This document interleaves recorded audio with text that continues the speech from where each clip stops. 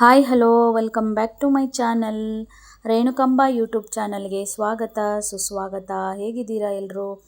ಚೆನ್ನಾಗಿದ್ದೀರಾ ಅಂದ್ಕೊಂಡಿದ್ದೀನಿ. ನಾನಿವತ್ತು ಒಂದು ಸಾಂಬಾರು ಜೊತೆಗೆ ಬಂದಿದ್ದೀನಿ. ಸಾಂಬಾರು ಅಂದರೆ ಇದು ಮಜ್ಜಿಗೆ ಸಾಂಬಾರು ಮಾಡೋದು ಹೇಗೆ, ಮಜ್ಜಿಗೆ ಸಾಂಬಾರು ಮಾಡ್ತಾಯಿದ್ದೆ ನಾನು, ಅದನ್ನು ನಿಮ್ಮ ಜೊತೆಗೆ ಶೇರ್ ಮಾಡ್ತಾಯಿದ್ದೀನಿ.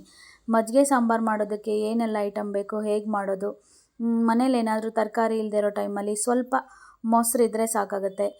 ಮೊಸರು ತಗೊಂಡ್ಬಿಟ್ಟು, ಇಲ್ಲಾಂದರೆ ನಾವೇ ಮನೇಲಿ ಮೊಸರನ್ನ ಹಾಕಿ ಹೆಪ್ಪಾಕಿ ಮಜ್ಜಿಗೆ ಸಾರು ಮಾಡ್ಕೊಬೋದು. ತುಂಬ ಟೇಸ್ಟಿಯಾಗಿರುತ್ತೆ. ಅಪರೂಪಕ್ಕೆ ತುಂಬ ಚೆನ್ನಾಗಿ ಟೇಸ್ಟಿಯಾಗಿ ಮಾಡ್ಕೊಳ್ಳೋದು ಹೇಗೆ ಕಡಿಮೆ ಐಟಮಲ್ಲಿ ಅಂತ ತೋರಿಸ್ಕೊಡ್ತಾ ಇದ್ದೀನಿ. ಬನ್ನಿ ನೋಡೋಣ ಹೇಗೆ ಶುರು ಮಾಡೋದು ಅಂತ. ಅದಕ್ಕೂ ಮುಂಚೆ ನನ್ನ ಚಾನಲ್ಗೆ ಯಾರೆಲ್ಲ ಸಬ್ಸ್ಕ್ರೈಬ್ ಆಗಿಲ್ಲ ಪ್ಲೀಸ್ ನನ್ನ ಚಾನಲ್ಗೆ ಸಬ್ಸ್ಕ್ರೈಬ್ ಆಗಿ, ಆಮೇಲೆ ಬೆಲ್ ಐಕಾನ್ನ ಪ್ರೆಸ್ ಮಾಡಿ. ನಾನು ಹಾಕಿರೋ ಫಸ್ಟ್ ವೀಡಿಯೋ ನಿಮಗೆ ಬರುತ್ತೆ.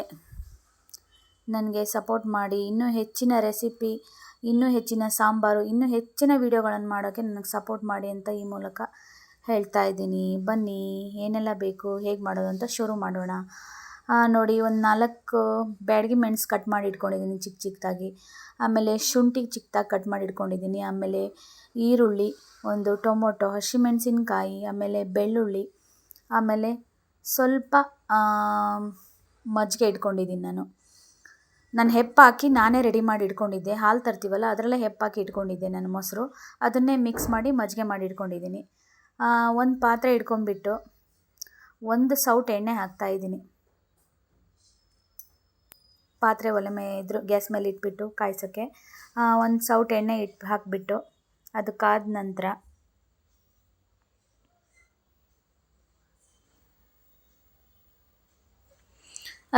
ನಂತರ ಉದ್ದಿನಬೇಳೆ, ಕಡಲೆಬೇಳೆ ಹಾಕ್ತಾಯಿದ್ದೀನಿ.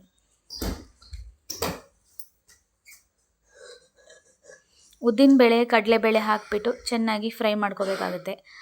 ಎಣ್ಣೆಲಿ ಚೆನ್ನಾಗಿ ಫ್ರೈ ಮಾಡಿಕೊಂಡ್ರೆ ಚೆನ್ನಾಗಿರುತ್ತೆ. ಶುಂಠಿ ಹಾಕ್ತಾಯಿದ್ದೀನಿ ಇವಾಗ.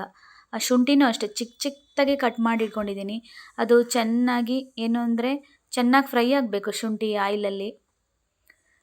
ಬೆಳ್ಳುಳ್ಳಿ ಹಾಕಿದ್ದೀನಿ. ಆಮೇಲೆ 1-2 ಹಸಿಮೆಣಸಿನ್ಕಾಯಿ ಕಟ್ ಮಾಡಿ ಹಾಕಿದ್ದೀನಿ. ಇದನ್ನು ಅಷ್ಟನ್ನು ಮಿಕ್ಸ್ ಮಾಡಿ ಚೆನ್ನಾಗಿ ಫ್ರೈ ಮಾಡ್ಕೋಬೇಕಾಗುತ್ತೆ.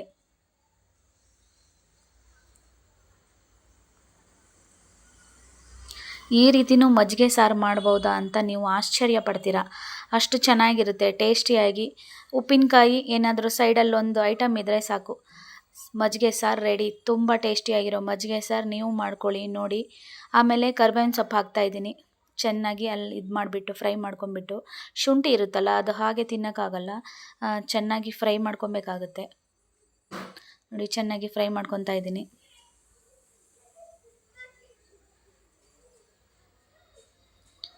ಒಬ್ಬೊಬ್ಬರು ಒಂದೊಂದು ರೀತಿ ಮಜ್ಜಿಗೆ ಸಾರು ಮಾಡ್ತಾರೆ. ಈ ರೀತಿ ಮಜ್ಜಿಗೆ ಸಾರು ಒಂದು ಸರಿ ಮಾಡಿದ್ರೆ ನೀವು ಮತ್ತೆ ಮತ್ತೆ ಮಜ್ಜಿಗೆ ಸಾರು ಬೇಕು ಅನಿಸುತ್ತೆ. ಆ ರೀತಿ ಟೇಸ್ಟ್ ಇರುತ್ತೆ. ಇವಾಗ ಲಾಸ್ಟ್ಗೆ ನಾನು ಇದು ಚೆನ್ನಾಗಿ ಫ್ರೈ ಆದಮೇಲೆ ಶುಂಠಿ ಅದೆಲ್ಲ ಫ್ರೈ ಆಗುತ್ತಲ್ಲ, ಅದಾದಮೇಲೆ ಸಾಸಿವೆ ಹಾಕ್ತಾಯಿದ್ದೀನಿ. ಯಾಕೆಂದರೆ ಫಸ್ಟೇ ಹಾಕಿಬಿಟ್ರೆ ಚೆನ್ನಾಗಿ ಫ್ರೈ ಮಾಡಿದ್ನಲ್ಲ ಅದನ್ನೆಲ್ಲ, ಶುಂಠಿ ಬೆಳ್ಳುಳ್ಳಿ ಆಮೇಲೆ ಕಡಲೆಬೇಳೆ ಎಲ್ಲ ಅದು ರೋಸ್ಟಾಗಿ ಹೋಗುತ್ತೆ ಜಾಸ್ತಿ. ಅದಕ್ಕೆ ಲಾಸ್ಟ್ ಸ್ವಲ್ಪ ಫ್ರೈ ಆದಮೇಲೆ ನಾನು ಸಾಸಿವೆ ಹಾಕ್ತಾಯಿದ್ದೀನಿ. ಆಮೇಲೆ ಒಂದು ಸ್ವಲ್ಪ ಕುಟಾಣಿಯಲ್ಲಿ ಪೆಪ್ಪರು, ಜೀರಿಗೆ ಕುಟ್ಟಿ ಇಟ್ಕೊಂಡಿದ್ದೆ ಅದನ್ನು ಹಾಕ್ತಾಯಿದ್ದೀನಿ. ಇದಕ್ಕೆ ಜಾಸ್ತಿ ಸ್ವಲ್ಪ ಪೆಪ್ಪರೇ ಬೇಕಾಗುತ್ತೆ. ಪೆಪ್ಪರು ಆಮೇಲೆ ಜೀರಿಗೆ ಸ್ವಲ್ಪ ಕುಟ್ಟಿ ಪುಡಿ ಮಾಡಿ ಇಟ್ಕೊಂಡಿದ್ದೆ ಅದನ್ನು ಹಾಕ್ತಾಯಿದ್ದೀನಿ. ಆಮೇಲೆ ಬ್ಯಾಡಗಿ ಮೆಣಸು ಕಟ್ ಮಾಡಿ ಇಟ್ಕೊಂಡಿದ್ನಲ್ಲ ಚಿಕ್ಕ ಚಿಕ್ಕದು, ಅದನ್ನು ಹಾಕಿ ಆ್ಯಡ್ ಮಾಡಿ ಫ್ರೈ ಮಾಡ್ತಾಯಿದ್ದೀನಿ. ಇವಾಗ ಟೊಮೊಟೊ, ಈರುಳ್ಳಿ ಕಟ್ ಮಾಡಿ ಇಟ್ಟಿದ್ನಲ್ಲ ಅದನ್ನು ಹಾಕ್ತಾಯಿದ್ದೀನಿ. ಈ ರೀತಿ ಡೀಟೇಲಾಗಿ ನಾನು ಹೇಳ್ತಾ ಹೋಗ್ತೀನಿ. ಯಾವುದೇ ಆದರೂ ಒಂದು ಅಡುಗೆ ಏನಾದರೂ ಮಿಸ್ ಆಗೋಲ್ಲ, ಯಾವ ಐಟಮು ಮಿಸ್ ಆಗೋಲ್ಲ. ಆ ರೀತಿ ಡೀಟೇಲಾಗಿ ಹೇಳ್ತಾ ಹೋಗ್ತೀನಿ. ನನ್ನ ಅಡುಗೆಗಳು ಸಿಂಪಲ್ಲಾಗಿ ಕಡಿಮೆ ಐಟಮಲ್ಲಿ ಮಾಡ್ಕೊಬೋದು. ನೋಡಿ, ಈರುಳ್ಳಿ ಆಮೇಲೆ ಟೊಮೊಟೊ ಚೆನ್ನಾಗಿ ಫ್ರೈ ಮಾಡ್ಕೊಬೇಕಾಗುತ್ತೆ. ಸ್ವಲ್ಪ 1 ನಿಮಿಷ ಫ್ರೈ ಮಾಡಿದ್ರೆ ಸಾಕಾಗುತ್ತೆ.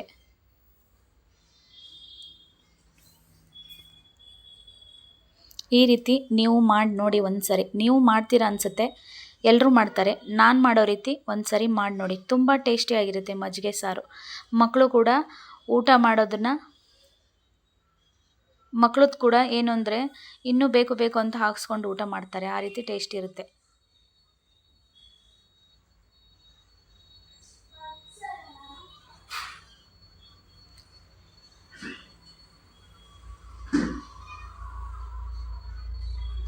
ನೋಡಿ ಹೀಗೆ ಫ್ರೈ ಮಾಡ್ಕೊಳ್ಳಿ ಒಂದು 5 ನಿಮಿಷ. ಫ್ರೈ ಮಾಡ್ಕೊಂಡಾದಮೇಲೆ ಲಾಸ್ಟ್ಗೆ ಸ್ವಲ್ಪ ಉಪ್ಪು ಆ್ಯಡ್ ಮಾಡ್ತಾಯಿದ್ದೀನಿ. ಯಾವಾಗಲೂ ಅಷ್ಟೇ ಉಪ್ಪನ್ನು ಸ್ವಲ್ಪ ಆಮೇಲೆ ಆ್ಯಡ್ ಮಾಡಬೇಕಾಗುತ್ತೆ ಅದು.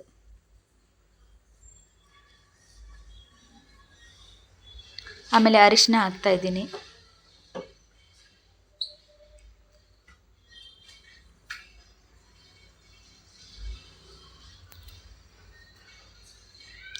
ಸ್ವಲ್ಪ ಅಚ್ಕಾರದ ಪೌಡ್ರ್ ಹಾಕ್ತಾಯಿದ್ದೀನಿ. ನಾನು ಪೆಪ್ಪರು ಆಮೇಲೆ ಹಸಿಮೆಣಸು ಬ್ಯಾಡಗಿ ಮೆಣಸು ಹಾಕಿದ್ದೀನಿ.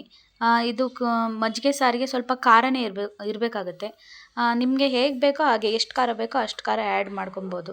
ನಮಗೆ ಸ್ವಲ್ಪ ಖಾರ ಜಾಸ್ತಿ ಊಟ ಮಾಡೋದ್ರಿಂದ ಖಾರನ ಸ್ವಲ್ಪ ಜಾಸ್ತಿ ಹಾಕ್ತಾಯಿದ್ದೀನಿ. ಯಾಕೆ ಅಂದರೆ ಮಜ್ಜಿಗೆ ಸಾರು ಮಾಡೋದಕ್ಕೆ ಏನು ಅಂದರೆ ಸ್ವಲ್ಪ ಖಾರ ಹುಳಿ ಇರುತ್ತಲ್ಲ ಮಜ್ಜಿಗೆ, ಖಾರ ಹುಳಿ ಎಲ್ಲ ಮಿಕ್ಸಾಗಿ ಅದನ್ನು ಹಾಗೇನೂ ಡೈರೆಕ್ಟಾಗಿ ಕುಡಿಬೋದು. ಅಷ್ಟು ಟೇಸ್ಟಿ ಸೂಪ್ ಥರ ಕುಡಿಬೋದು, ಅಷ್ಟು ಚೆನ್ನಾಗಿರುತ್ತೆ ನಮಗೆ. ಈ ರೀತಿ ಮಾಡಿದ್ರೆ ಕೋಲ್ಡ್ ಆಗೋಲ್ಲ. ನೋಡಿ ಇವಾಗ ಮಜ್ಜಿಗೆ ಇದನ್ನ ಆ್ಯಡ್ ಮಾಡ್ತಾಯಿದ್ದೀನಿ. ನಾನು ಮನೇಲೇ ರೆಡಿ ಮಾಡಿ ಇಟ್ಕೊಂಡಿದ್ದೆ. ಮೊಸರು ಹೆಪ್ಪಾಕಿ ಹಾಲು ತೊಗೊಂಬರ್ತೀವಲ್ಲ ಅದರಲ್ಲೇ ಹೆಪ್ಪಾಕಿ ಮೊಸರು ಮಾಡಿ ಇಟ್ಕೊಂಡಿದ್ದೆ. ಅದನ್ನು ಮಜ್ಜಿಗೆ ಮಾಡಿ ಆ್ಯಡ್ ಮಾಡ್ತಾಯಿದ್ದೀನಿ. ನೋಡಿ ಇವಾಗ ಶೀತ ಕೋಲ್ಡು ಏನೂ ಆಗೋಲ್ಲ ಈ ರೀತಿ ಮಾಡಿದರೆ. ಡೈರೆಕ್ಟಾಗಿ ಒಂದೊಂದು ಸರಿ ಮಜ್ಜಿಗೆ ಊಟ ಮಾಡಿದ್ರೆ ಶೀತ ಆಗುವ ಸಂಭವ ಇರುತ್ತೆ. ಹಾಗಾಗಿ ಈ ರೀತಿ ಖಾರ ಎಲ್ಲ ಐಟಮ್ಮು ಮಸಾಲ ಸ್ಪೈಸಿ ಆಗಿರೋ ಮಜ್ಜಿಗೆ ಸಾರು ರೆಡಿ.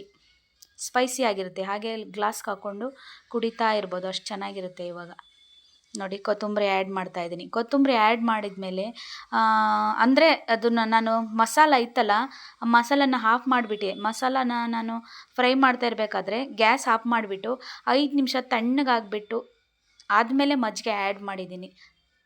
ರೆಡಿ ಮಸಾಲ ಮಜ್ಜಿಗೆ. Thank you.